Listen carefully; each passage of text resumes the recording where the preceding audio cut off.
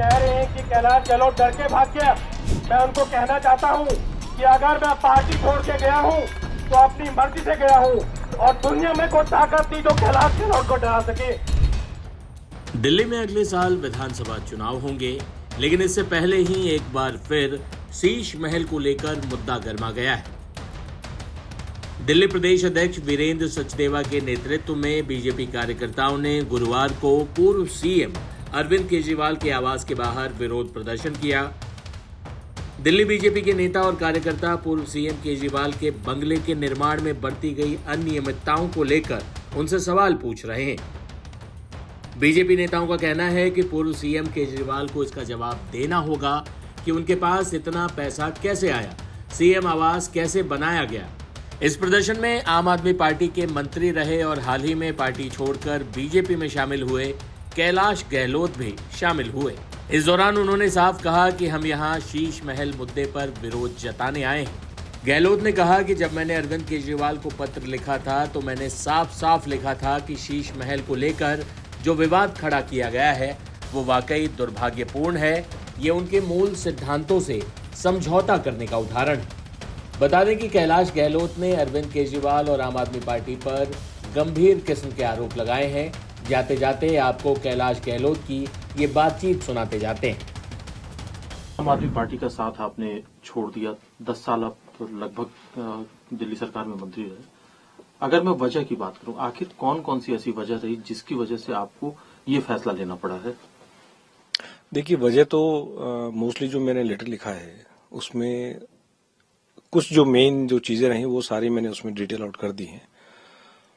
तो मतलब मेन मुद्दे वही हैं, तो उसके बारे में मतलब दोबारा अगर आप वही चीज आप अगर आप तो बेसिक जो मैंने जिक्र किया, जो कुछ जो वैल्यूज थी जिसकी वजह से हम सब आम पार्टी से जुड़े।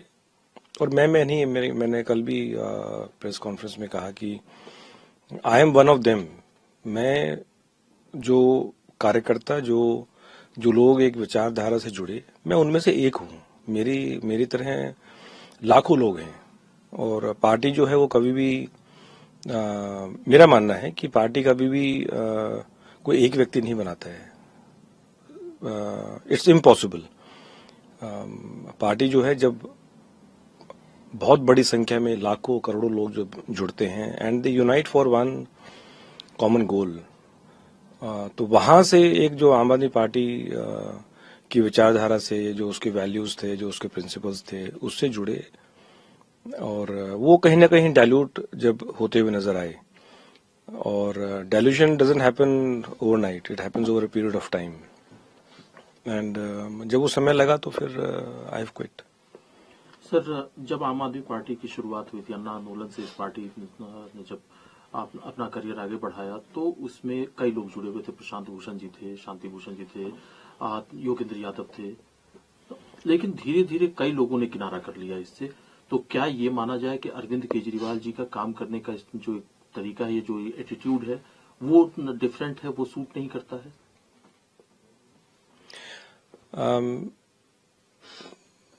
मैंने आपको कहा कि it doesn't happen overnight, it happens over a prolonged period. और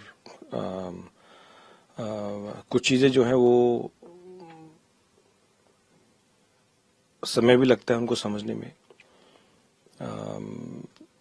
मैं ये भी बार बार रिपीट कर रहा हूं कि हम सब लोग एक कुछ जो वैल्यूज थे, कुछ प्रिंसिपल्स थे, उनसे जुड़े थे। अगर उनमें कहीं डाइल्यूशन नजर आता है तो फिर आई थिंक मैंने हिम्मत करके क्विट किया। मेरी तरह बहुत लोग हैं जो हिम्मत नहीं जुटा पा रहे। और I think they will continue. लेकिन सर, आपने क्विट करने का फैसला लिया, जो पहली प्रतिक्रिया आई आम आदमी पार्टी की तरफ से, उन्होंने कहा कि कैलाश गहलोत जी ईडी सीबीआई के दबाव से वो डर गए और इस वजह से उन्होंने पार्टी छोड़ दी।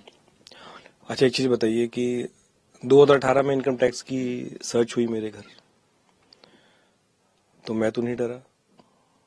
तो दबाव तो उस टाइम भी होगा या नहीं था?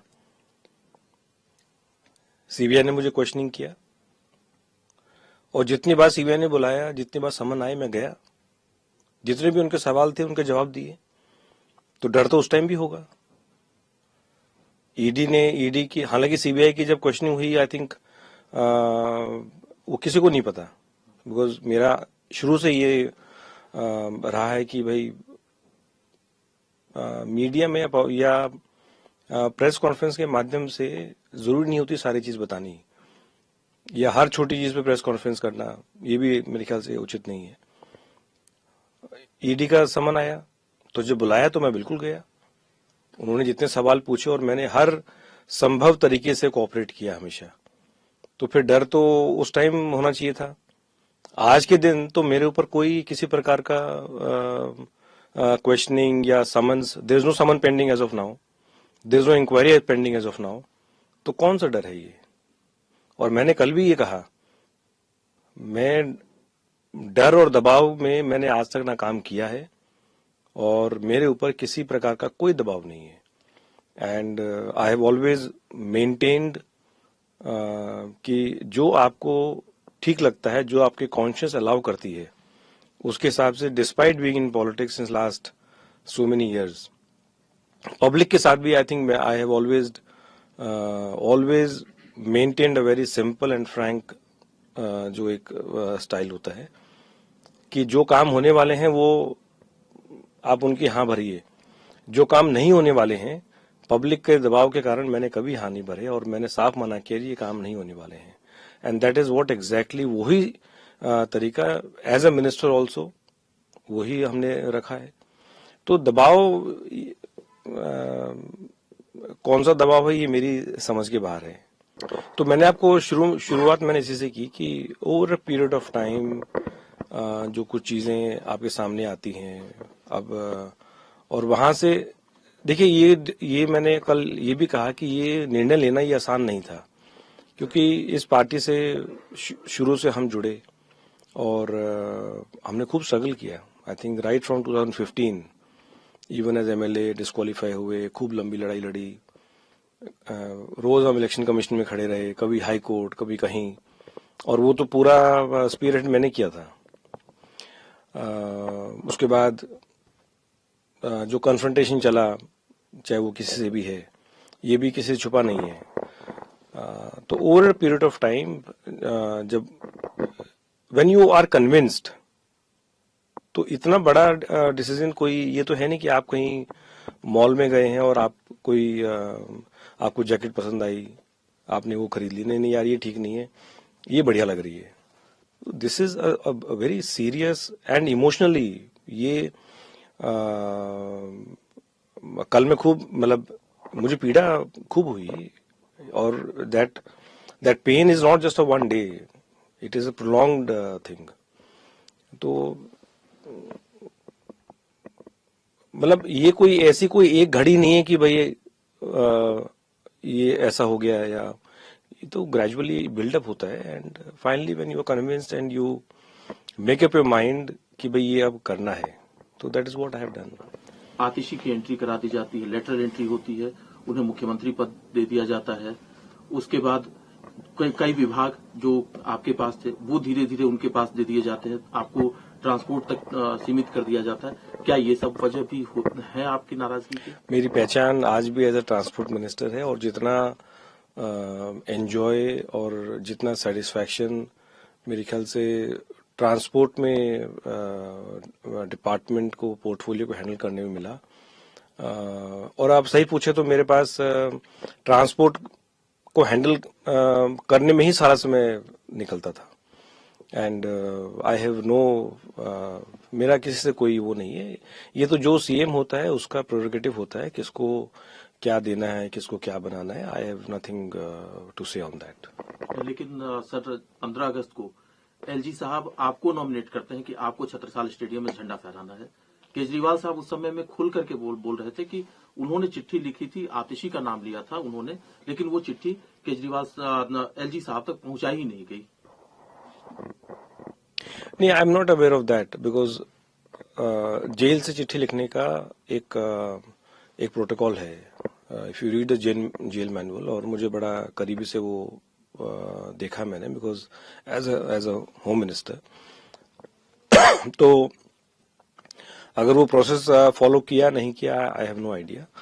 अगर प्रोसेस फॉलो किया होता तो फिर वो चिट्ठी जरूर पहुंचती, और क्योंकि पहले आपको जेल सुप्रिंटेंडेंट से उस चिट्ठी को वेट कराना है, उसको अलाउ कराना है, उसके कंटेंट्स क्या है, फिर वो डीजी उसको अप्रूव करता है, फिर और ऐसा नहीं है कि आप खुद पोस्ट कर सकते हैं। That letter has to go through the jail administration to LG. आप जेल के बाहर अगर कुछ भी भेजेंगे तो फिर उसका पूरा प्रोसेस है, वो प्रिस्क्राइब्ड है जेल मैनुअल में। तो I don't have any idea कि, क्योंकि मेरे एज अ जेल मिनिस्टर मेरे पास कोई चिट्ठी इस प्रकार की नहीं आई।